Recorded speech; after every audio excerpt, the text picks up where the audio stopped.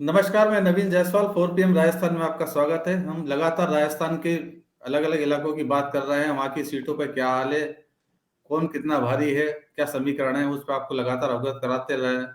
और अभी तक हम 3 संभागों की बात कर चुके हैं, अजमेर, बीकानेर और जोधपुर संभाग की। आज हम बात करने जा रहे हैं कोटा संभाग की। हाड़ौती क्षेत्र कहलाता है। 4 जिले हैं और 17 सीटें हैं यहाँ पर।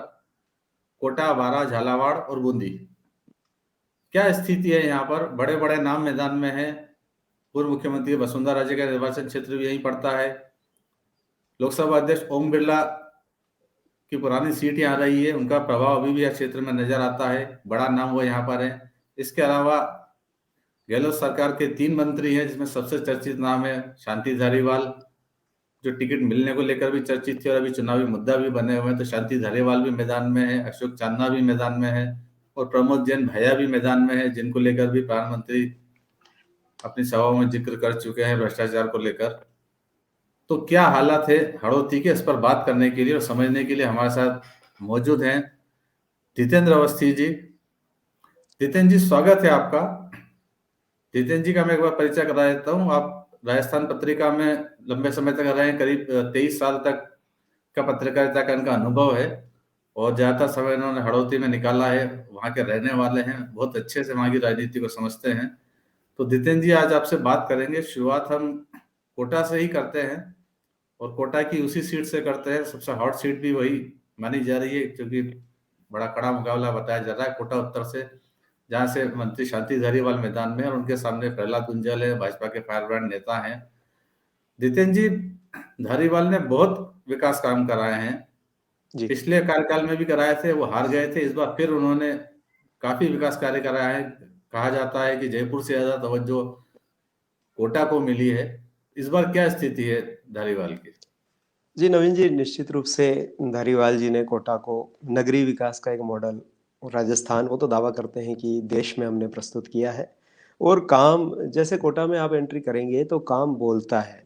तो जनता इस चीज को मानती है कि काम अद्भुत हुआ है, अलौकिक हुआ है। बेशक इसमें रिवर फ्रंट तो बहुत ही अद्भुत बना है। जब कोई काम होता है तो उसके साथ कई सारे जो सकारात्मक और नकारात्मक चीजें जुड़ भी जाती है। तो धारीवाल जी काम के लिहाज से तो बहुत मजबूत कैंडिडेट हैं। और परिसीमन के बाद जो वोटों के लिहाज से दोनों कोटा उत्तर और कोटा दक्षिण सीटों का बंटवारा हुआ, तो परंपरागत रूप से कांग्रेस का वोट बैंक कोटा उत्तर सीट में बड़ा है। कद्दावर नेता है, सरकार में नंबर 2 की हैसियत रखते हैं और मतदाताओं के लिहाज से भी बहुत मजबूत पोजीशन में है। लेकिन जो सामने उनके प्रहलाद गुंजल हैं, तो प्रहलाद गुंजल को इतने हल्के में न तो मैं समझता हूँ धारीवाल जी ले रहे होंगे, न जनता ले रही है। गुर्जर वोट बैंक एक मुश्त बल्क की तरह प्रहलाद गुंजल के साथ है। जो कार्डर बेस्ड नेता हैं प्रहलाद गुंजल, संगठक रहे हैं, छात्र जीवन से ही संगठक रहे हैं। और रामगंज मंडी क्षेत्र में भी जब उन्होंने काम किया तो अपनी एक टीम, उनका अपना एक हुनर है टीम को बराबर अपने से जोड़े रखने के लिए। कोटा के और नेताओं में भी है, लेकिन प्रहलाद गुंजल की अपनी फितरत है टीम को जोड़ने के लिए। 5 साल, पूरे 5 साल वो क्षेत्र में सक्रिय रहे और उनकी नजर इस सीट पर थी। न दाएं उन्होंने देखा, न बाएं देखा। तो वो बहुत ही कड़ी टक्कर शांति धारीवाल को दे रहे हैं। इन बिटवीन कई सारे फैक्टर ऐसे भी जो उछले हैं कि अभी 2 दिन पहले ही रिवर फ्रंट पर एक दुर्घटना हो गई और एक वीडियो भी वायरल हो रहा है जिसमें राशि से लेन देन से जुड़ी हुई बातें आ रही है। तो प्रहलाद गुंजल की टीम ऐसा कोई मौका नहीं छोड़ रही जहां धारीवाल जी से थोड़ी सी चूक हो और वह उसे जनता के बीच में तुरंत, तो सोशल मीडिया टीम उनकी इतनी एक्टिव है, कार्यकर्ता जमीनी स्तर पर इतने मजबूत है कि मैं मानता हूँ बहुत बहुत कड़ी टक्कर है। काम अपनी जगह अद्भुत है, लेकिन मतदाताओं के जरिए ये नैया पार होगी और बहुत आसानी से हो जाएगी, ऐसा हम नहीं मान सकते। जितेंद्र जी, कोटा दक्षिण की बात करें, बीजेपी के संदीप शर्मा जो एमएलए हैं फिर से मैदान में है और राखी गौतम कह रहे हैं कि इस बार उनको काफी अच्छी कड़ी टक्कर दी जा रही है। क्या जी, स्थिति है यहाँ पर? कोटा दक्षिण जैसा अभी हमने अभी चर्चा की कि जब कोटा एक सीट थी तो नया कोटा और पुराना कोटा परंपरागत रूप से जब एमएलएस बदल जाते थे, एक बार भाजपा का या जनता पार्टी का बन गया, दूसरी बार कांग्रेस का बन गया, ये यहाँ चलता था। उसके बाद जब परिसीमन के बाद 2008 में चुनाव हुए, कोटा उत्तर के खाते में जो वोट बैंक गया वो परंपरागत रूप से कोटा कांग्रेस का था, और दक्षिण में जो गया नया कोटा वो भाजपा का था। तो यह एक तरह से भाजपा का गढ़ जिसे कह सकते हैं हम। कोटा दक्षिण सीट उन चुनिंदा सीटों में शामिल है जहां अगर भाजपा हारती है तो बहुत बहुत बड़ी खबर हो जाती है। कोटा का जो अभी लोकसभा में प्रतिनिधित्व कर रहे हैं ओम बिरला जी, लोकसभा स्पीकर, वो इस सीट से 3 बार एमएलए रहे, और भाजपा का गढ़ ये सीट मानी जाती है। इतना आसान नहीं है भाजपा प्रत्याशी को यहाँ हराना। जो अंदरूनी राजनीति की स्थितियां हैं उसमें कुछ लोग निश्चित रूप से राखी गौतम के साथ पिछले 5 वर्ष में जुड़े रहे, और उन्होंने जिस तरह के संगठक ओम बिरला रहे हैं, और जो मतदाता प्रबंधन, खास करके बूथ प्रबंधन के लिए ओम बिरला को जाना जाता है पूरे देश में, पार्टी उनका लोहा मानती है, उन्हें अन्य राज्यों में भी बूथ प्रबंधन के लिहाज से पार्टी प्रशिक्षण के लिए भेजती थी, दक्ष प्रशिक्षक माने जाते हैं। तो वो सब चीजें जब उनके निकट के लोग राखी गौतम से जुड़े तो वहां उन्होंने प्रयास किया है बेशक, और पिछले चुनाव में अंतर कुछ कम हुआ था, लेकिन जब सरकार बदलने की भी एक हवा थी, अभी भी ऐसा हम नहीं मान सकते कि कोटा दक्षिण भाजपा हार जाएगी। टक्कर देने की कोशिश राखी गौतम के प्रत्याशी, राखी गौतम के कार्यकर्ता कर रहे हैं। बेशक वो 5 साल सक्रिय रहे, सामाजिक जुड़ाव उनका है, ब्राह्मणों में भी है, सभी वर्गों में है, लेकिन एकदम क्लियर हम नहीं कह सकते कि राखी गौतम उन्हें डिफीट दे देगी, और इतना कांटे का मुकाबला भी नहीं लगता जितना शांति धारीवाल और जो प्रहलाद मतलब ये गुंजर आप में दिख रहा कहा है। जा सकता है कि बीजेपी यहाँ हाँ, भाजपा भाजपा मजबूत सुविधाजनक स्थिति स्थिति में, में है हाँ बहुत और मजबूत। सीट निकाल सकती है। और स्पीकर की प्रतिष्ठा वहां से जुड़ी हुई है। दक्षिण हारने का मतलब है कि आप ये मान लीजिए जो चुनिंदा सीट्स हैं अपने धौलपुर में राजाखेड़ा, जोधपुर में सरदारपुरा, इस तरह की सीट्स जो भी वहां होल्ड रखते हैं वो हार जाए। पाटन की सीट हो गई, वसुंधरा जी होल्ड रखते हैं। आप उन्हीं कैटेगरी में सीट को रख रहे हैं। पीपलदा की बात करते हैं। पीपलदा में जी बीजेपी के प्रेम गोचर हैं और जी, कांग्रेस के चेतन पटेल, दोनों ने शायद यहाँ पर कैंडिडेट चेंज कर दिए हैं, दोनों ने और बाकी कैंडिडेट चेंज सरोज कर मीणा दिए। भी मैदान में है। तो यहाँ क्या हालत बन रहा है यहाँ पर? पीपलदा क्षेत्र में पहले रामनारायण मीणा जो विधानसभा उपाध्यक्ष भी रहे, वो एमएलए रहे थे, ममता शर्मा उनके सामने लड़ी थी।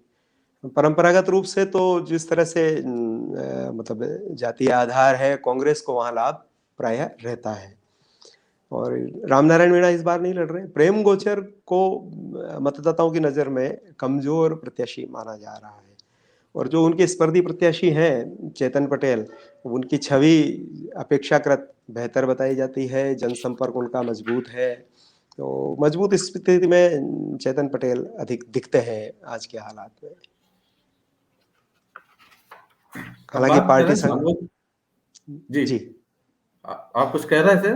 तो पार्टी संगठन जरूर, क्योंकि पार्टी ने कैंडिडेट उतारा है तो प्रयासरत है कि कैसे भी वैतरणी पार करे, लेकिन मुख्य धारा में अभी प्रेम गोचर जनता की नजर में दिख नहीं रहे हैं जिस तरह से वहां के लोगों का रुख उनकी तरफ है।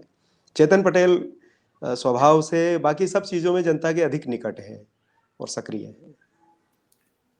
बात बात करें संगोद की। संगोद में इस बार बीजेपी की प्रत्याशी भी चेंज, कांग्रेस के प्रत्याशी चेंज हो गए। भानु प्रताप सिंह आ गए हैं मैदान के अंदर। हालांकि उनको भारी बताया जा रहा है, विरोध किया जा रहा है। बीजेपी के हीरालाल नागर से उनका मुकाबला है, जो पिछली बार भी शायद 2000 से भी कम वोटों से हारे थे। जी और जी बाकी जी कुशल पाल भी यहाँ से मैदान में है। तो जी। यहाँ पर किसका पलड़ा भारी रह सकता है? नागर धाकड़ इस इलाके में बड़े वोट बैंक हैं। हीरालाल नागर जब वो विधायक थे तो भी उनका जनसंपर्क बहुत अच्छा था जनता के बीच में, और जब वो पराजित हो गए भरत सिंह जी से बहुत कम मार्जिन से, तो तब भी उनका जनसंपर्क बराबर बना रहा, लोगों के सुख दुख में सब में वो शामिल होते थे। तो छवि तो जनता के बीच में हीरालाल नागर की अच्छी है, और राजनीतिक और चुनावी हलकों में भी माना जा रहा है कि हीरालाल नागर मजबूत पोजीशन में है बनिस्पत भानु प्रताप के। भानु प्रताप के लिए भरत सिंह जो खुद सिटिंग एमएलए थे, उन्होंने भी ये पार्टी को आगाह किया था कि उतना मतलब जो सामने वाला प्रत्याशी है उतना मजबूत प्रत्याशी कांग्रेस ने नहीं उतारा है। इस बात को लेकर के उन्होंने भी नाराजगी जाहिर की थी। राजपूत वोटों का सहारा अब कितना मिलता है, पर फिलहाल तो हीरालाल नागर मजबूत स्थिति में। और अगली सीट है लाटपुरा की। लाटपुरा में बीजेपी ने भवानी सिंह राजवत को अंतिम समय में बिठा दिया है। जी। शायद कल्पना देवी के लिए अब कुछ मुश्किल आसान हुई, क्योंकि कांग्रेस के नईमुद्दीन गुड्डू और वो तो लगातार पहले भी यहाँ से चुनाव मैदान में रहे पर सफलता हासिल नहीं कर सके। इस बार क्या उम्मीद है उनके लिए? लाडपुरा में भी कुछ हिस्सा शहर का आता है और कुछ ग्रामीण क्षेत्र आता है। और वोटों का जब ये सीटें बटी तब परंपरागत रूप से यहाँ भाजपा का पलड़ा भारी रहा है। इस सीट पर भी भवानी सिंह राजावत यहाँ से एमएलए रहे, संसदीय सचिव भी रहे 2003 में। बराबर लोगों से संपर्क उनका रहा, इसमें कोई शक नहीं है। कल्पना देवी पार्टी लेवल पर पिछली बार जीती, पूर्व राज परिवार की सदस्य हैं, महारानी है, लेकिन सक्रियता न होने के कारण उनका विरोध कुछ था। भवानी सिंह ने ताल ठोकी, पर एक बड़ा फैक्टर इस सीट पर जो है, जिससे जो हम प्रदेश में मानते हैं कुछ संवेदनशील सीट्स होती हैं, जो भाजपा को अपन देखें तो वो जैसे 80-20 कहीं नारे लग जाते हैं, कहीं तुष्टीकरण के नारे लग जाते हैं, कहीं कन्हैया लाल की बात आ जाती है। तो उस परिदृश्य में हम देखें ना तो कैथून और इसके सराउंडिंग इलाका एक ऐसा है जहां मुस्लिम वोट बैंक है, लेकिन कई तरह से वो विवाद में रह जाते हैं। तो आप समझ रहे हैं कि ध्रुवीकरण की स्थिति यहाँ बन जाती है। और यही वजह है कि जब भी कभी ऐसी स्थिति बनती है तो अंडर करंट जो भी हिंदू कैंडिडेट होता है उसको उसका लाभ मिल जाता है। मैं समझता हूँ कांग्रेस भी इसको जानती होगी, लेकिन उनको भी अपनी जो राजनीतिक समीकरण है सांप्रदायिक सद्भाव के और जाति का, तो उनके मद्देनजर ऐसा देना पड़ता है। बड़ा वोट बैंक मुस्लिम वहाँ है और उसी मद्देनजर कांग्रेस ने वहाँ मुस्लिम कैंडिडेट को दिया है, लेकिन उसका जो असर जमीनी स्तर पर पड़ता है या भाजपा उससे भुनाती है तो उसमें बीजेपी को लाभ होता है। भवानी सिंह के खड़े होने पर ज्यादा नुकसान तो नहीं दिख रहा था, पर जो भी थोड़ा बहुत नुकसान होता, क्योंकि उनकी एक निश्चित वर्ग है मतदाताओं का जो भवानी सिंह के लिए रात को 2 बजे भी खड़े हो सकते हैं, तो भाजपा ने उनको साध करके अपना पलड़ा और भारी किया है। और निश्चित रूप से बीजेपी यहाँ कल्पना देवी की स्थिति मजबूत है। लास्ट सीट है रामगंज मंडी की, जो एससी की सुरक्षित सीट है। मदन जी। दिलावर फिर से मैदान में है। उनके विवादित बयानों के लिए वो जाते रहे हैं। वो भी हिंदुत्ववादी एजेंडे पर चलने वाले नेता हैं।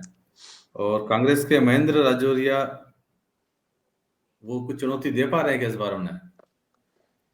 नवीन जी, रामगंज मंडी भी उसी तरह संवेदनशील सीट है जैसे हम अभी लाड़पुरा के कैथून इलाके की बात कर रहे थे। रामगंज मंडी क्षेत्र में जो सुकेत, जुलमीर, उस तरह का मोड़क स्टेशन, खास करके मोड़क गांव, यहाँ भी मुस्लिम कम्युनिटी है और शिया और सुन्नी दोनों तरह के मुस्लिम्स हैं। शियाओं की छवि बहुत अच्छी है, सुन्नियों की भी अच्छी है, लेकिन जब कभी भी ऐसे चुनाव होते हैं, अगर स्थानीय कैंडिडेट मजबूत नहीं हुआ तो उसका लाभ भाजपा को मिलता है। इस समय शहर तक ये सीट आती है। कोटा शहर में भी जो रंगवाड़ी और आसपास का इलाका है वो रामगंज मंडी सीट को कवर करता है। मदन दिलावर का विरोध था क्योंकि वह कोटा से समीपवर्ती जो क्षेत्र हैं उनमें तो सक्रिय रहे, लेकिन सुदूर जो रामगंज मंडी उपखंड के क्षेत्र हैं वहां इतने सक्रिय नहीं रहे। स्थानीय नेता दावा कर रहे थे कि भाई हमें टिकट दिया जाए, और जनता में भी ये था कि अगर स्थानीय कैंडिडेट मिलता है तो शायद प्रत्याशी कांग्रेस का जीत जाए। पर मैं इसे मदन दिलावर की खुशकिस्मती मानूंगा कि महेंद्र राजौरिया जो धौलपुर के सांसद के भाई है, मतलब एक शुद्ध रूप से बाहरी प्रत्याशी है, और जनता में ये संदेश बिल्कुल है कि चलो मदन दिलावर को कोटा तो पकड़ लेंगे, रानपुर तो पकड़ लेंगे, इनको पकड़ने कहाँ जाएंगे। तो एक तो आपकी परंपरागत रूप से कमजोर स्थिति है, फिर आपने बाहरी कैंडिडेट उतार दिया, तो इसका लाभ मदन दिलावर को मिलता दिख रहा है। और हिंदू फायर ब्रांड नेता तो बेशक जब भैरव सिंह जी के काल में ही चुनिंदा हिंदू ब्रांड नेता होते थे, उस समय मदन दिलावर का नाम ऊपर के दर्जे पर आता था। तो वो माहिर है राजनीति में इस तरह की में, तो मुझे लगता है कि लाभ मदन दिलावर इसका ले जाएंगे। बूंदी जिले की बात कर लेते हैं। बूंदी जिले में 3 सीटें हैं और चांदा भी यहाँ मैदान में है। पहली बात बूंदी सीट की ही कर लेते हैं। बीजेपी के अशोक डोगरा डोगरा जो पिछली बार भी जीते थे और शायद लगातार 3 बार से जीत रहे हैं। 2008, जी 2013, जी 2018 जी हैट्रिक बना जी। चुके हैं। फिर से मैदान में, और इस बार कांग्रेस के हरिवंश शर्मा एक बार फिर उनके सामने है। यहाँ पर क्या स्थिति, शायद त्रिकोणीय मुकाबला है यहाँ पर। यहाँ त्रिकोणीय मतलब मैं कंटेस्ट तो नहीं कह सकते, लेकिन भाजपा का बागी कार्यकर्ता है। हरिमोहन जी भी कद्दावर नेता हैं, कांग्रेस के अशोक गहलोत जी के निकट रहे हैं। डोगरा की भी छवि हिंदुत्व वाले नेता की है बूंदी में। जब कभी भी ऐसी संवेदनशील स्थितियां आती हैं तो निश्चित रूप से डोगरा बहुत ही मजबूत स्थितियों में निकल के बाहर आ जाते हैं। तो हिंदू मतदाताओं पर उनकी छवि अलग है। रुपेश शर्मा एक जमीनी कार्यकर्ता हैं जो वहाँ निर्दलीय के तौर पर ताल ठोक रहे हैं। ये एबीवीपी कैडर से आते हैं और अच्छे संगठक हैं। प्रदेश कार्य समिति में भी है, सदस्य हैं। तो ब्राह्मण तीनों कैंडिडेट ब्राह्मण हैं। ये सारा फैक्टर डिपेंड करेगा रुपेश कितना मत हासिल कर पाते हैं। डोगरा पिछली बार बहुत कम वोटों से, 700 और कुछ वोट से जीते थे। हरिवंश जी ने अपनी स्थिति कवर की है। उम्र उनकी है काफी, लेकिन वह सक्रिय रहते हैं और छोटे से छोटे प्रोग्राम में जाते हैं। डोगरा की पकड़ ग्रामीण क्षेत्र में बहुत अच्छी है। जहां संवेदनशील इलाके हैं वहां डोगरा को एक मजबूत नेता के रूप में माना जाता है। और रुपेश पर ही निर्भर है, रुपेश कितने वोट लेते हैं उस पर इस सीट का फैसला होगा। रुपेश जितने ज्यादा वोट लेंगे हरिमोहन जी को, उससे फायदा होगा। अगर रुपेश ज्यादा वोट नहीं ले पाते हैं तो डोगरा इस सीट पर मजबूत रहेंगे।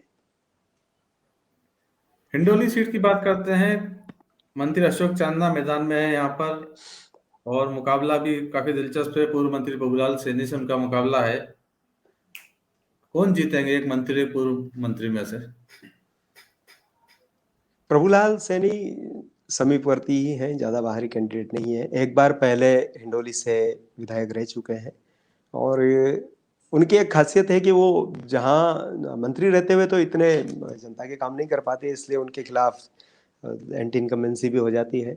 लेकिन सक्रियता पिछले 5 साल में प्रभुलाल सैनी को, जैसे उनको पहले से तय था और पिछले चुनाव में भी ये सुनने में आया था, बराबर खबरें चली थी कि वो अपनी सीट बदलना चाहते हैं अंता से। जो भी कारण रहे, पार्टी ने उनको अंता से ही दिया और वो हार गए। तो पर उनका लक्ष्य उस समय भी हिंडोली था और चुनाव हारने के बाद भी वो हिंडोली जैसे शिफ्ट ही हो गए। पूरे 5 साल वो वहाँ सक्रिय रहे। छोटे से छोटे सभी 36 कौम में उन्होंने अपनी पैठ बनाई। नैनवा वाली जो बेल्ट है उसमें उनकी बहुत अच्छी पकड़ है। चांदना मंत्री रहते हुए जो दिक्कतें आती है किसी भी, जैसे धारीवाल जी के मामले में भी हम बात कर रहे थे, वो चांदना जी के साथ है। एक बड़ा नुकसान चांदना जी को हो रहा है कि गुर्जरों का एक धड़ा उनसे कट रहा है हिंडोली क्षेत्र में भी। और प्रभुलाल सॉफ्ट स्पोकन है, चांदना जी के साथ थोड़ी सी स्वभावगत दिक्कतें भी है। तो ग्रामीण मतदाताओं में इसका बहुत असर पड़ता है। कोर वोट बैंक भी हो और वहाँ भी अगर थोड़ा सा ऊपर नीचे हो जाए तो फिर वो मतदाता बदलते देर नहीं करता। प्रभुलाल सैनी की जो छवि है सभी समाजों में बहुत सॉफ्ट है और यहाँ तक कि अधिकारियों से भी, वो जो पुराने अधिकारी थे उनके यहाँ भी अभी तक संपर्क में रहते हैं। तो गुर्जरों का धड़ा बंटने से प्रभुलाल सैनी को इसमें बेनिफिट होगा। एक मीणा वोट वहाँ ज्यादा है और राम नारायण मीणा का टिकट कटने से मीणाओं में नाराजगी है। तो ये भी एक बड़ा नुकसान चांदना को हो रहा है और यह सब सौभाग्य प्रभुलाल सैनी के खाते में जता दिख रहा है। केशव राय पाटन जो दलितों की सुरक्षित सीट है, बीजेपी की चंद्रकांता मेघवाल का मुकाबला कांग्रेस के सीएल प्रेमी से हो रहा है। यहाँ जी। पर शायद यहाँ भी कांग्रेस के लिए मुश्किल है बागियों के कारण। के पाटन का थोड़ा सा स्वभाव अलग है। के पाटन, केशवराय पाटन जो सीट है ये परंपरागत रूप से कांग्रेस की सीट रही है और यहाँ जो वोटर हैं मीणा, बैरवा, मेघवाल, ये कांग्रेस के वोटर रहे। जब तक कि कोई मजबूत बागी नहीं हो तब तक भाजपा कैंडिडेट का जीतना यहाँ मुश्किल होता है। कांग्रेस ने पिछली बार भी सीएल प्रेमी अपना टिकट मांग रहे थे, अशोक गहलोत के बहुत निकट हैं और कई तरह की चर्चाएं उस समय भी इनके निर्दलीय लड़ने पर थी। जैसे बाबूलाल नागर के साथ थी या 13-14 जो भी निर्दलीय जीत के आए हैं उनके साथ चर्चाएं जुड़ी हुई है। वही सेम चर्चा सीएल प्रेमी के साथ भी जुड़ी हुई थी।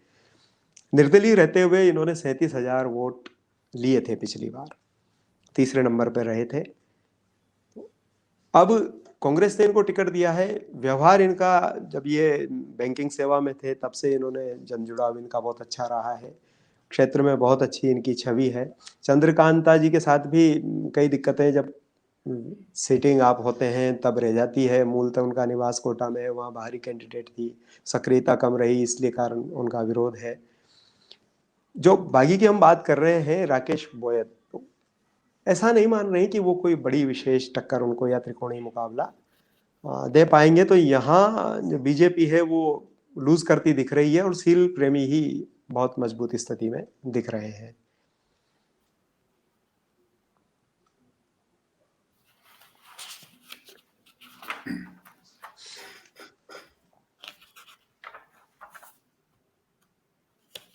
आखिरी जिला बचा है झालावाड़।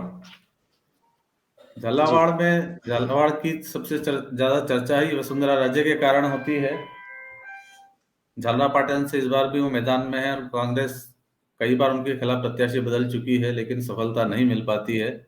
जी। और इस बार क्या उम्मीद है कांग्रेस के लिए यहाँ पर? वसुंधरा राजे का गढ़ है झालावाड़। जब 1989 से झालावाड़ में उनका जुड़ाव हुआ बतौर सांसद, तब से और नियमित जुड़ाव, मतलब वहाँ उनको महारानी भी कहा जाता है और मैडम भी कहा जाता है। तो हर सीट पर वसुंधरा राजे का प्रभाव है। 2 महीने पहले हम देखें तो ऐसा संशय था कि मैडम सीएम बनेंगी नहीं बनेंगी, बनेंगी नहीं बनेंगी, मतदाताओं में बिखराव था। अब पार्टी लेवल पे भले ही कुछ भी हो, लेकिन कार्यकर्ता के मन में ये है कि हाँ मैडम कुछ तो मुख्य धारा में आई है। मैडम वसुंधरा राजे की खुद की सीट है झालरापाटन।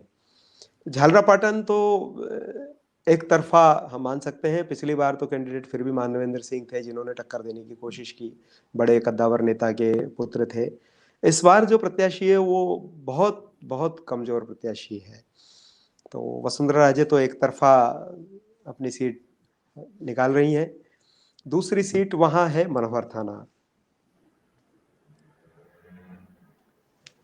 मनोहर थाना में गोविंद रानीपुरिया बीजेपी के कैंडिडेट हैं और नेमीचंद मीणा कांग्रेस के कैंडिडेट हैं। गोविंद रानीपुरिया सिटिंग एमएलए हैं। पिछले चुनाव में भाजपा ने 4 सीटें यहाँ जीती थी। भाजपा ने वापस उन्हें ही मैदान में उतारा है और कांग्रेस से बागी हुए हैं कैलाश मीणा। कैलाश मीणा पूर्व विधायक हैं, मीणा वोटों में बहुत अच्छी सेंध रखते हैं और पिछले चुनाव में प्रत्याशी भी रहे हैं। तो वो निश्चित रूप से ताल ठोक रहे हैं और कांग्रेस को इस जगह नुकसान पहुंचाएंगे। तो मनोहर थाना सीट पर भी बीजेपी इस समय मजबूत दिख रही है। फिर से क्षेत्र की चारों सीटों पे एक वसुंधरा राजे के ही नाम से चुनाव लड़ा जाता है, उन्हीं हाँ के हाँ नाम पे हाँ टिकट दिए जाते हैं और वही प्रचार करती हैं और उन्हीं की जिम्मेदारी होती है। हाँ, 2 सीट पर तो जरूर इनको चुनौती मिल रही है। एक तो डग सीट है जो एससी की सीट है, वहाँ इन कालूराम मेघवाल इनके अभी सीटिंग एमएलए हैं, पर जो पूर्व एमएलए है रामचंद्र सुनारीवाल, उनका जनाधार भी अच्छा है। उन्होंने इसको त्रिकोणीय मुकाबला बना दिया है, तो यहाँ भाजपा को चुनौती मिल रही है। इसी तरह से खानपुर सीट है। खानपुर सीट पर नरेंद्र नागर 3 बार पहले एमएलए रह चुके हैं। समय के साथ जिस तरह से एंटी इनकम्बेंसी बनती है निष्क्रियता की और कार्यकर्ताओं को संतुष्ट करने की, वो चुनौतियां उनके साथ है। तो वहां भी सुरेश गुर्जर मजबूत कैंडिडेट कांग्रेस की तरफ से हैं, तो वहां भी बीजेपी को चुनौती मिल रही है। पर अल्टीमेटली हम देखें तो जो नाम हम जिसमें हमने शुरुआत की थी कि मैडम और वसु मैडम का ये इलाका है, मुख्यमंत्री 2 बार की है, पूरी प्रतिष्ठा उनकी इससे जुड़ी हुई है। तो मुझे लगता है कि आने वाले 2 दिन में निश्चित रूप से इन 2 जगह की सीटों की चुनौतियों से भी वसुंधरा राजे पार पाने की कोशिश करेंगी और पूरी शिद्दत से यहाँ दमखम लगाएंगी कि चारों सीटें वो क्लीन स्वीप करें। वसुंधरा राज्य के लिए बड़ी चुनौती खैर बीजेपी आला कमान की तरफ से पहले ही है, और ऐसे के अंदर वो नहीं चाहेंगे कि क्षेत्र में अगर वो कुछ सीटें हार भी जाती है अपने जिले की, अगर वो सीटें बीजेपी को नहीं दिला पाती है तो उनके लिए आगे भी शायद एक बड़ी चुनौती दिक्कत साबित होगी। जी। हमसे बात करने के लिए बहुत बहुत धन्यवाद जितेंद्र जी, आपने जिस तरह से समझाया क्षेत्र के गणित को, उसके लिए बहुत बहुत धन्यवाद। बहुत बहुत शुक्रिया, और आभार आपका। तो ये कोटा संभाग का गणित था। एक एक सीट का हमने आपको बताया कि कहाँ पर क्या स्थिति है, ओम बिरला के लिए क्या सुविधाजनक है, और वसुंधरा राज्य के लिए क्या प्रतिष्ठा का प्रश्न बना हुआ है, मंत्रियों के लिए क्या चुनौती है। इस वीडियो में इतना ही। अगले वीडियो में आपसे एक और संभाग की बात करेंगे। अंत में आपसे यही कहना है कि 4PM राजस्थान को ज्यादा ज्यादा सब्सक्राइब करें, इस वीडियो को लाइक करें, उस वीडियो के लिंक को ज्यादा ज्यादा शेयर करें। नमस्कार।